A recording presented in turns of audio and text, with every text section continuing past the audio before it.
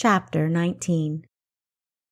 The 16-year-old blonde spy hummed to herself as she approached the city's collection house. It was a medium-sized structure, constructed mostly of wattle and daub, with embellishments of wood and stone.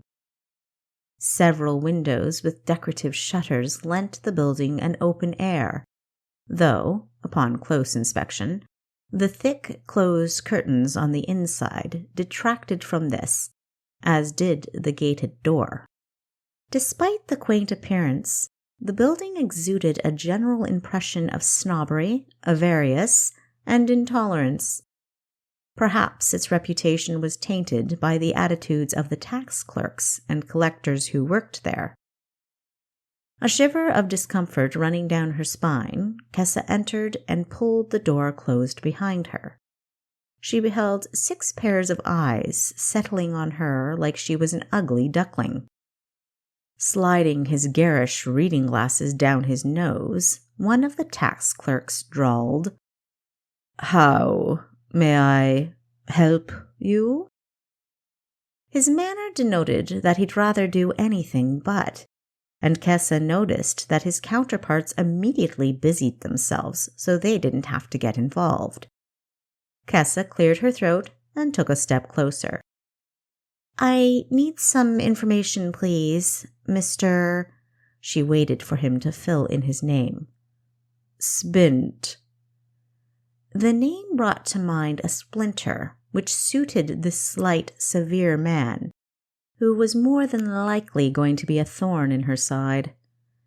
He was wearing an immaculate white tunic and blue vest, the standard uniform for those involved with kingdom administration, and appeared every bit as stern as Quinn's tutor. He drummed his fingers on the countertop while she explained precisely what information she needed. His eyes, watching her from just above the rim of his glasses, Spint crossed his arms and said simply, "Classified." Drat, Kessa thought. She'd figured that'd be the case, and had planned for that outcome. But after analyzing Spint, she didn't think a bribe would work. She assessed his workstation, trying to gauge what was important to him. Nothing. His workstation yielded nothing. "Is there anything you can do to help me, please, Mr. Spint?" she asked charmingly, recalling the lessons drilled into her by Thomas about catching more flies with honey than vinegar. She added a final phrase that he'd had her memorize. "Your help would be truly indispensable." Spint blinked. Presumably, he wasn't often spoken to in such a manner, or something. Exiting his snug work nook, he rounded the counter, grabbed 2 lanterns, lit them, and signaled for her to follow. After 2.5 weeks of scoping out Opal's home at various times of the day, Kessa was determined to annihilate the woman. She was cruel, calculating, dishonest, and promiscuous. In all seriousness, the spy was beginning to believe that all wealthy, powerful people were the same. But then she remembered Pantheus and her father. They were the opposite, kind, generous, loyal, and caring. Kessa was convinced that physical cheating wasn't the only sort of cheating Opal was involved in. She was skimming off the top, much like the barons in Daisyfield. Now, all she required was proof. The tax clerk led her down a hallway, illuminated solely by the 2 lanterns he carried with him. They passed a number of closed doors, all labeled with the names of neighborhoods in Cyrene and the surrounding villages. At the second-to-last door, Mr. Spint handed her a lantern and reached into the neck of his shirt to withdraw a silver chain, with a couple of keys dangling off it. He selected a golden key, which matched the nameplate on the door. Golden, both the name and the plate. Kessa felt the name was apt. Opal's district was certainly golden. Partially bending over, Spint inserted the golden key into the lock and, after a loud click, turned the knob. The room was dimly lit, only because the natural light had some victory over the oppression of the heavy curtains on the windows. Ceiling-height bookshelves were neatly assembled and organized by street. The shelves were meticulously stacked with labeled boxes listing addresses and names. Mr. Spint held out his hand expectantly. Realizing that he was waiting for money, Kessa placed her bribe on his palm and evaluated his reaction. His face lit up for an instant before the serious mien recurred. Placing the coins in his vest pocket, he said, "If you should need anything else, don't hesitate to summon me." Afraid she'd somehow shatter his newfound veneration, Kessa expressed her gratitude and stepped further into the room. He bowed low. "Anything to help those in His Majesty's service?" Sliding his glasses back up the narrow ridge of his nose, he laughed, closing the door firmly behind him and leaving the spy aghast. Were those, as Spint had put it, in His Majesty's service privy to confidential government information? Had clandestine services made a secret pact with certain government agencies? Had Thomas embedded a secret spy code into her mind, a code that allowed her access? The phrasing and the urgency with which he'd made her memorize it had seemed odd at the time. Now it made sense, as did a pact. If anyone needed to peruse private documents now and then, it was spies. Kessa found the box she was searching for with relative ease, and 2 hours later, she was satisfied with what she'd discovered. Putting everything back exactly as she'd found it, Kessa left the room and traveled back down the hallway. Spint greeted her with an uncharacteristic smile. "Did you find everything you needed?" "Yes, thank you, Mr. Spint." "If you should need anything else—" Kessa grinned and completed his sentence. "I won't hesitate to ask." Walking along the road toward headquarters, Kessa formulated a plan she'd execute that evening, all going well. It was simple but effective. First, a workout. Second, she'd help Quinn with some work at the stables. Thirdly, and finally, she'd perfect her plan. "This is too good to be true," Aquestria stated as she held the feather pen a centimeter or so above 2 parchments. The ink she'd dipped into mere seconds ago seeped toward the tip, forming a droplet on the verge of splashing down. "Miss Decora?" The real estate agent's face scrunched in confusion at her hesitation.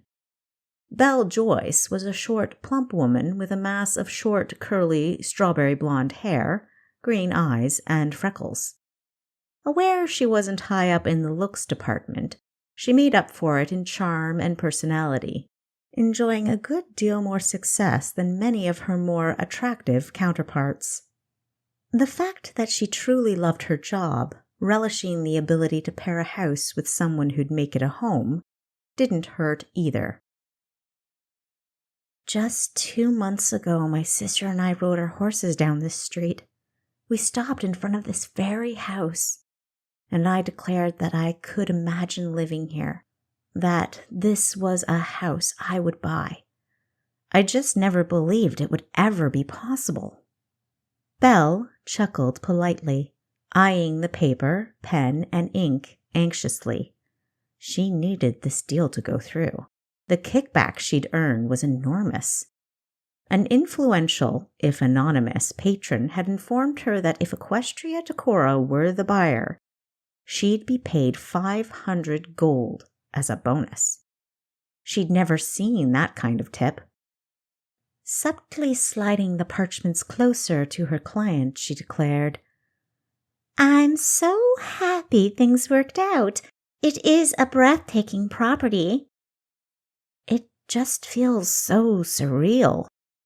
Especially the price, Belle agreed. What a steal! Unheard of price tag for this neighborhood, even under the circumstances. Equestria contemplated that last statement seriously. You mentioned mine was the solitary bid. There were other interested parties, of course, but luckily for you, yours was the first and only bid. Pursing her lips as though she'd sucked on a lemon, Equestria signed the 2 documents that declared her the current owner of No. 5 Hibiscus Grove. Congratulations, Miss Decora, the agent said, snapping up the parchments. Welcome home. She placed the documents in her carrier. I will make sure these are properly filed. Your sister, will she be joining you this morning? Yes, at some point, Equestria said, a peevish hitch to her tone. Excellent. Belle made for the front door. Is this her coming up the walkway now? A bounce to her step and a smile on her face, Kessa approached the house. Climbing the couple steps to the porch, she noticed Belle and Equestria in the entryway. Are the papers signed, Addie? Are you the owner? She asked, already assuming a positive response. Yes. The real estate agent's brow furrowed with curiosity at her lackluster reply. The sister's excitement was perceptible, whereas her client's was not. That was unexpected. Becoming the owner of this property with such propitious provisions should elicit some delight, at least. Belle was glad the younger sister called her out on it. Her ears perked to hear the excuse. During their business dealings, she'd found Equestria Decora to be astute, kind, and responsible, and she wanted to know what would dampen the pleasure of such a purchase. Believe me, Kessa, I am thrilled. Equestria glanced at Belle and hesitated. Realizing with disappointment that Miss Decora wasn't about to spill the beans in her presence, Belle plastered on a cheerful smile, congratulated her once again, and headed for the exit. At the door, Equestria held out her hand for the customary deal is done handshake. Thank you so much for all you have done, Mrs. Joyce. You really made this process a pleasure. Belle beamed, genuinely this time, at the praise. I will call on you in a couple of weeks to see how you're settling in, and please do let me know if you need help with additional furnishings or anything else. After Belle Joyce had trotted off down the lane, Kessa oohed and awed about the house and asked, All the times you walked past this house while on duty, did you ever believe this was possible? I still don't. Her face became stern once again, much as it had when she'd signed the deed. What's wrong, sis? You seem upset, Kessa observed, her enthusiasm dissipating. Not upset. Worried. Kessa hesitated, her mind running through all the possible reasons for worry. It is a big purchase, but... It's not the purchase that's bothering me, Kessa. It's the circumstances and rumors surrounding the purchase. Oh! Now it was Kessa's turn to worry. Just what had her sister heard? Folding her arms, Equestria peered down on her little sister and began, Belle Joyce told me the previous owner had the misfortune of being burglarized prior to being jailed for tax evasion. Kessa gave a convincing articulation of surprise. Continuing as if there was no interjection, Equestria tapped her index finger on her bicep. Rumor has it the thief or thieves stole several valuable artifacts, some of which hadn't been claimed to the king's tax collectors. a serious crime with swift, often severe reprisals. The owner was asked to describe the items stolen in case the thieves were apprehended or the items were located. Remembering whether items had been declared must have been the last thing on her mind. "Naturally," Kessa said, preventing herself from smiling as the trap she herself had laid for Opal was described. "A couple of days after the burglary, we guards received an anonymous tip about where a couple of the stolen items were dumped, and that the tax collector ought to be notified, which was when the discrepancies became obvious. The tax collector recommended a ruse, just to be sure. We returned the pilfered items to the owner, who unwittingly accepted them, simply overjoyed to have them back. The next day, she was arrested, her personal belongings confiscated, and her house given to the crown." "You sound as if you feel sorry for her. She was a criminal, Addie." "True, and yet her crimes seem rather infinitesimal compared to the havoc wreaked on her life." Kessa's face scrunched as she bit her tongue.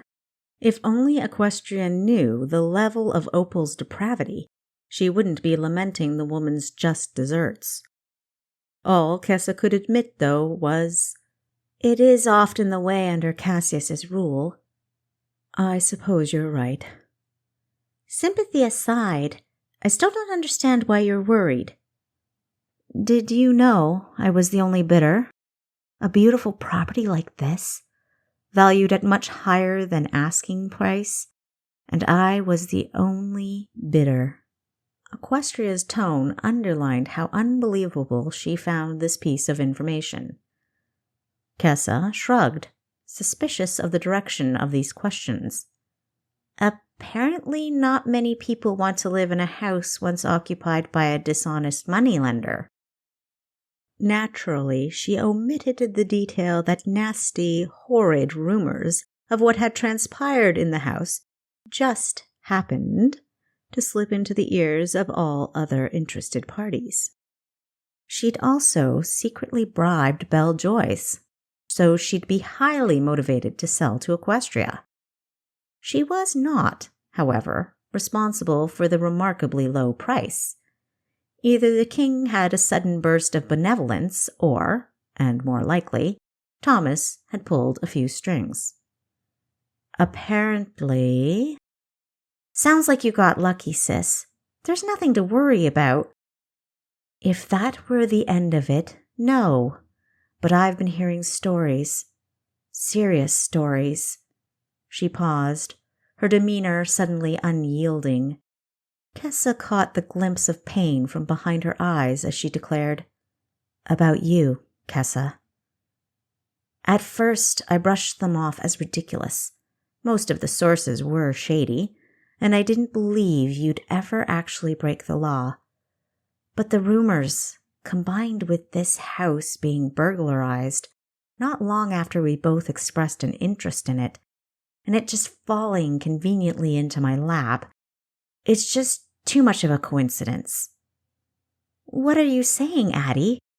That not only did I successfully break into and burglarize a home in a highly monitored district, but that I also orchestrated a complicated scheme to get the owner arrested, the house up for sale, and all other prospective buyers looking the other way?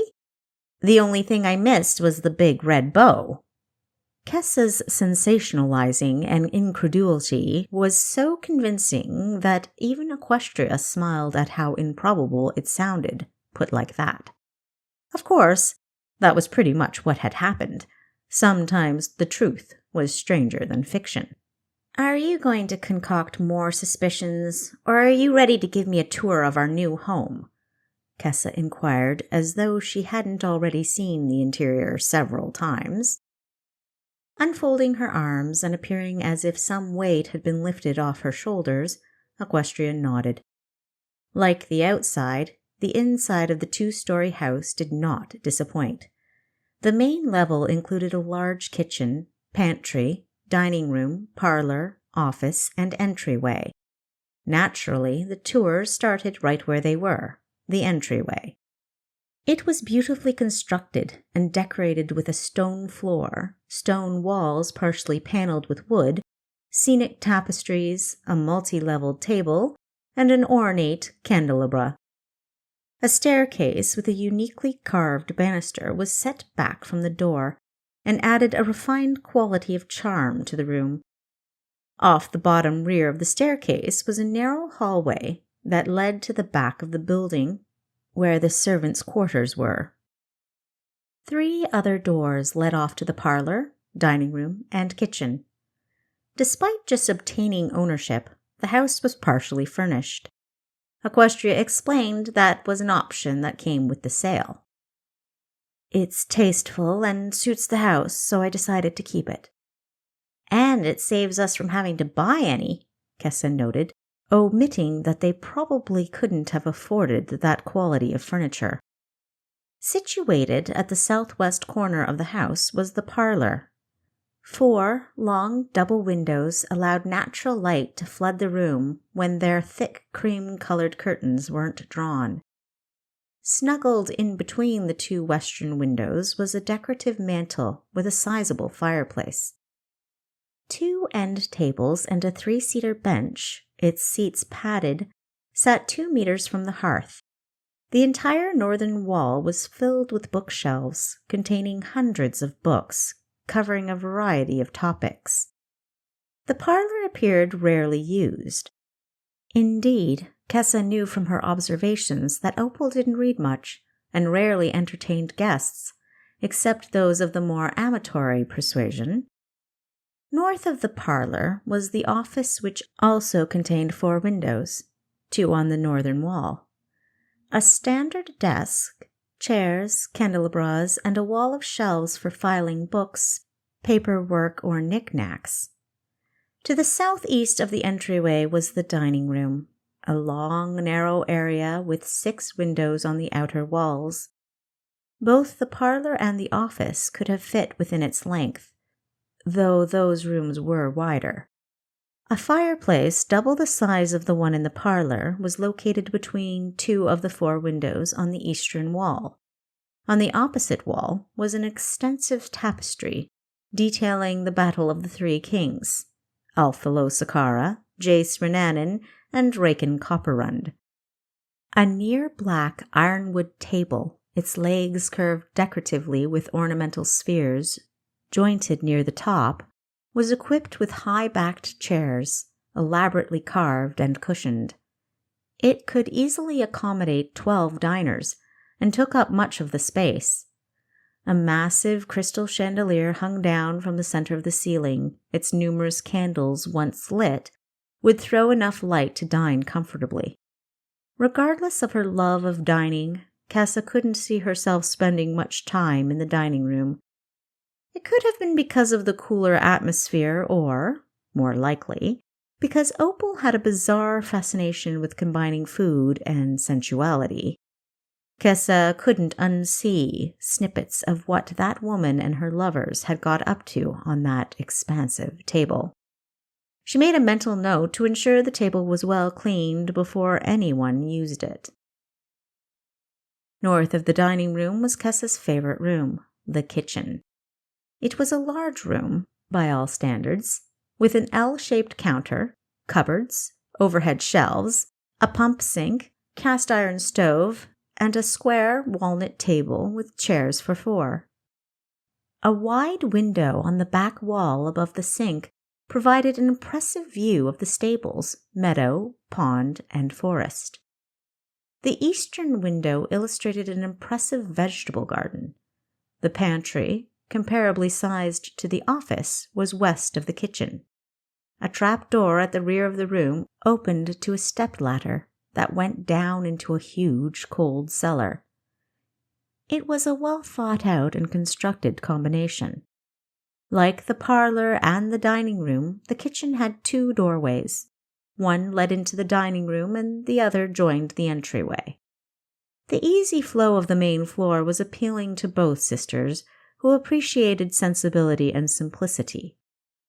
Aquestria showed Kessa the servants' quarters next. There were 5 bedrooms in all for the servants, and, by all accounts, they were lovely if a little small. The original builder of the home must have appreciated and valued servants much as Kessa and Aquestria did. Opal certainly didn't. Kessa hadn't seen Opal go near the servants' quarters. She wouldn't be at all surprised to learn that she'd never been there.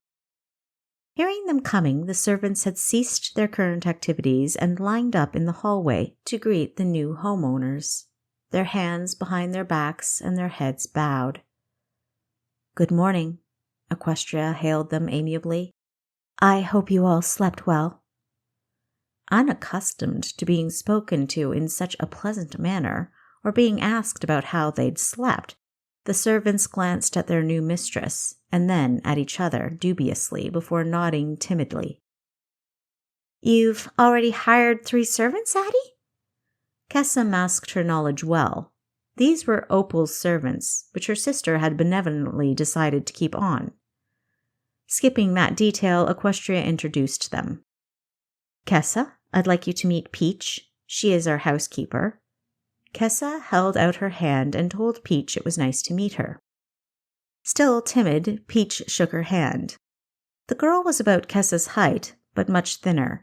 Her abundance of chestnut brown hair was rolled into a bun at the side of her head, and her blue eyes rarely left the floor. Kessa understood her timidity. Peach was very pretty, and threatened by this, Opal had treated her the worst. Sadly, Kessa guessed that underneath Peach's maid uniform, a white tunic with a light gray laced-up surcoat, lay traces of the abuse she'd suffered under Opal. As soon as she realized she was free from that sort of treatment, Kessa predicted Peach would blossom and her painfully shy demeanor diminish. Aquestria and Kessa repeated the introduction process with Ernst, the butler, and Victor, the groundskeeper. Ernst was the oldest of the household. With slate-colored eyes, a shock of gray hair near his temples, and a fair share of wrinkles. While she'd spied on the house, Kessa had witnessed how competent and efficient he was. He'd had to be. Otherwise, in a heartbeat, Opal would have traded him for someone younger and more attractive. He rarely smiled, but Kessa knew he was a gentle, caring soul. She'd seen him nurture a wounded bird back to health, and he'd adopted and cared for a couple stray cats that now lived in the stables with the horses. He'd done all of this in secret. If Opal had found out, she would have ordered the animals killed. She was merciless. Victor was the boy Opal had struck when Thomas had first shown Kessa the property. He was in his late teens, very handsome and well-built. His looks were probably the sole reason Opal had kept him around, because he wasn't nearly as resourceful or experienced as Ernst. This wasn't to say he didn't work hard, because he did, and with time, patience, and confidence — Opal had demeaned him all the time — he'd improve. He showed no recognition when Kessa shook his hand, which was just as well. She didn't want to explain that meeting to her sister. Next, Aquestria took her to the 2nd floor, where there were 5 bedrooms, 4 of which were equipped with fireplaces. There was an upstairs water closet, a rarity in residences, and a linen closet. 2 of the bedrooms had comfortable 4-poster beds, vanities, wash basins, and closets. The largest room on the 2nd floor even had a balcony. It faced the front of the house. This would be Aquestria's room, and Kessa was fine with that. The room she coveted was the smaller of the 2, because it faced the back of the house and had a wide window with 2 trellises lining it, perfect for sneaking in and out. The other bedrooms were sparsely furnished, but comfortable enough for company. "Well, Addie, you think we'll be happy here?" Kessa asked at the conclusion of the tour. Aquestria tilted her head, a minuscule grin playing at the corners of her mouth. "I think so." Over the next couple of weeks, they settled into the house, adjusting to the new routine and location admirably. Equestria was as busy as ever, accepting all the overtime she could to help pay the bills. Of course, her regular salary was more than adequate, but she felt the need to increase her income regardless. Kessa continued to assist Quinn at the stables, though she'd moved Celeste to their own stable. She regularly trained at headquarters, ran errands for Thomas, or worked when there was work. It was nice to have somewhere to call home, though. Despite this, Kessa couldn't reconcile with the fact that she rarely saw her sister. She'd hoped that living together would change that, but it didn't. Her reasonable side chalked it up to her sister's workaholic tendencies.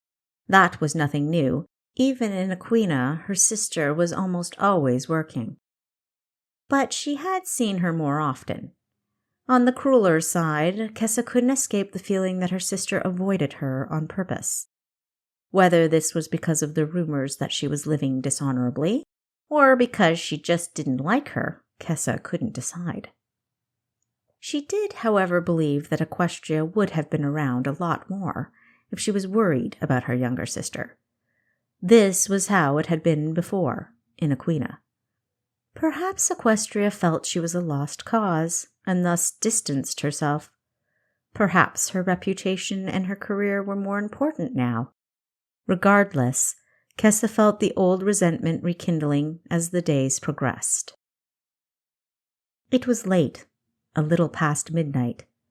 Kessa and a team of her fellow spies had foiled a robbery at a luxury clothing shop in town, and she was now walking home along Hibiscus Grove, lamenting that all the leaves had fallen, and there was a wintry feel to the air. Kessa loved autumn. If she had her way, it would last a lot longer than 3 months.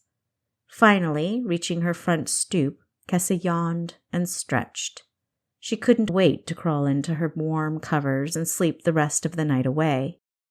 Fiddling with getting the key out of her pocket, she reminded herself how late it was. She didn't want to disturb her sister. As quietly as any mouse, she inserted the key and unlocked the door. Equestria was never a sound sleeper, and working as a Cyrenian guard had worsened this characteristic. With this in mind, Kessa slipped inside, silencing the click of the door as it latched. Tiptoeing around to head for the kitchen, she halted inelegantly upon seeing her sister and the dungeon keeper embracing within the parlor. "No need to stand there gaping, Miss Decora. I assume you're heading for the kitchen? Go on," Lord Fane murmured huskily, smoothing his fingers down Equestria's silky hair. He hadn't turned to acknowledge her, or deviated from the embrace in any way, yet in spite of her cat-like stealth, he'd known she was there. It rattled and annoyed Kessa, who was already in the process of counting down from 10.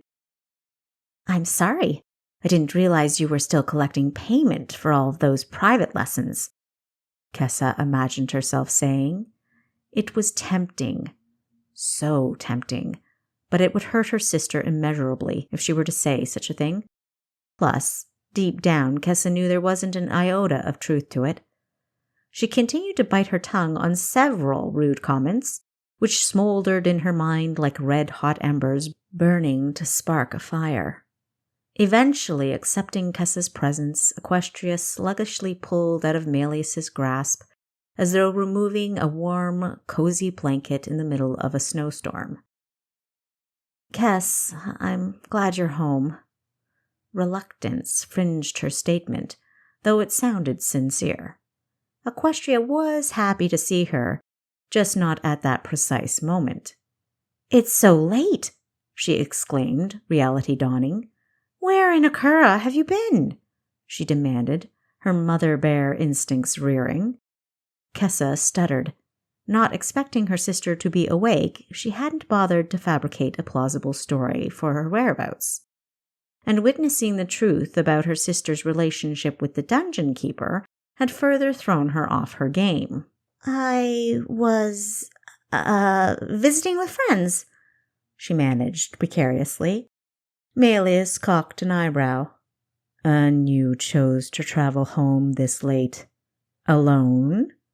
And dressed in black? Her face pinching, Kessa barked, "You're lecturing me on late nights in dark clothing?" "Being out late and wearing dark clothing is a part of my profession, Miss Decora. What's your excuse?" Confound him. He'd made it sound like an accusation. "What friends?" Equestria questioned suspiciously. "Friends?" "Kessa, I really must insist on a curfew. I know I'm not around as often." "That's right, you aren't. I'm 16 years old and don't need you to start acting as though you suddenly care, Equestria. I've coped well enough." Realizing her tone had risen higher than normal and her voice volume was increasing exponentially, and that her sister's face was reddening, Kessa stopped. Taking a couple deep breaths, Kessa said in an average tone and volume, "I'm sorry. I obviously caught you at a bad time. I didn't realize you'd have company, or I wouldn't have come here. I'll just go to bed and leave you two alone." Sprinting up the stairs, she ignored her sister's response, entered her room, and quietly closed the door. She heard the front door open, shut, and Equestria slowly climbing the stairs. Her sister hovered outside her door as if deliberating whether or not to knock. Seconds ticked by, then choosing avoidance, Equestria padded off, her bedroom door closing with a decisive snap. Feeling tears welling up, Kessa wiped them aside. So, the rumors she'd heard were true. Having not heard anything for a while, Kessa had dismissed them as false. But no such luck. Her sister was romantically involved with the dungeon keeper, the man who'd first separated them and kept them separated for more than a year. Throwing herself on the bed, she lay staring at the ceiling until exhaustion eventually won out. Wishing to avoid an awkward breakfast with her sister, Kessa climbed out her window at daybreak and walked through the streets toward headquarters. It was a frigid morning, heavy, oppressive clouds promising the first snowfall of the season.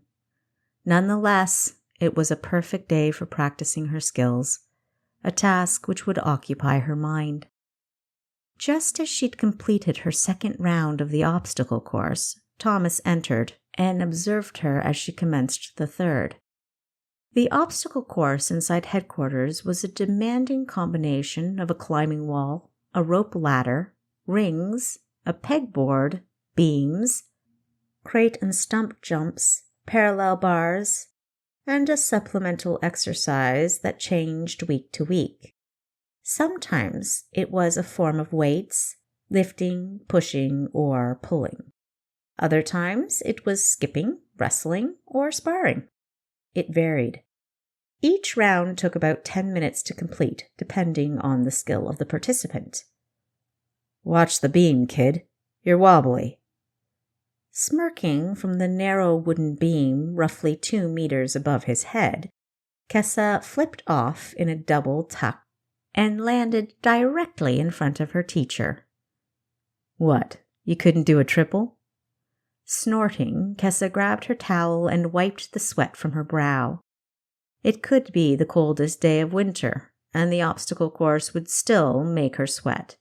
"I heard you ran into Lord Fane last night," Thomas said, his tone becoming serious. Her lips parted a tad, an inconspicuous indication of her surprise. "I'm a spy, kid. I have my sources. Listen, you must be very careful around him. He is formidable." "My sister? Miss Incorruptible? Miss Upright? Miss Daunting? Courting a formidable man? Nah, couldn't be." A sense of humor was the best way she could handle the reality of her sister's romantic entanglement. Thomas, knowing about it, too. "I'm not kidding. He's one of the most perceptive, intelligent, and crafty men I know." "Don't those words mean pretty much the same thing?" She grinned cheekily. "You know him, then?" "Who doesn't?" "If he even catches a whiff of what you do or who you are, you're finished. Am I making myself clear?" "He's the dungeon keeper. He's subject to the king." "Kessa." He used her real name to cement the importance of what he was saying. "He's subject to no one. This man, he's an entity unto himself. Understand? Avoid him at all costs." "Thomas, the man is courting my sister. I can't avoid him entirely." The wheels of her mind started turning, a grim smile forming on her lips. "Maybe we could—" "Don't even think about it. You will not use our resources to instigate trouble between your sister and the dungeon keeper. Do you understand?" "Why not? You want me to avoid him at all costs, right?" "Not at that cost." "Why? Given the strength of your feelings towards him, wouldn't it be prudent to eliminate him from both my life and my sister's?" "No, it would not be prudent. Or safe." "Safe? What do you mean? With him in our lives, neither one of us is safe." "Leave it, kid. That's an order." Thomas's fervor was unexpected and unnerving. He'd never acted so nervous or intimidated by anyone. Usually he was the fox in the henhouse, not the other way round. "Okay," she said, capitulating. "Be extremely cautious when you're around him." Thomas continued to hammer in the importance of covertness like a nail in a frame. "All right, I'll be on my tippy toes around him. Can we drop it now, please?" Thomas didn't say anything else about it, but the tension between him and Kessa was so thick you could cut it with a knife.